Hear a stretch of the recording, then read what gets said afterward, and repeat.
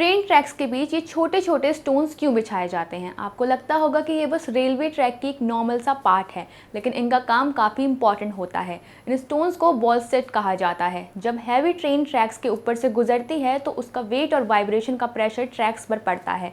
ये stones track को formally hold करके रखती है ताकि वो अपनी पोजीशन से हिले या शिफ्ट ना हो।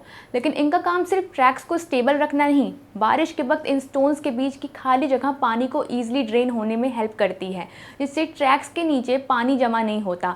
साथ ही ये अनवांटेड प्लांट्स और वीड्स को ट्रैक के आसपास ग्रो करने से भी रोकती है। यानी रेलवे ट्रैक के नीचे पड़े ये छोटे छोटे स्टोन्स दिखने में सिंपल ज़रूर हैं, लेकिन ट्रेन की स्मूथ और सेफ जर्नी में इनका बड़ा रोल होता है। तो अगली बार जब ट्रेन से सफ़र करते वक्त इन स्टोन्स को सिर्फ पत्थर मत समझना, क्योंकि ये रेलवे ट्रैक का एक इम्पॉर्टेंट सपोर्ट सिस्टम है।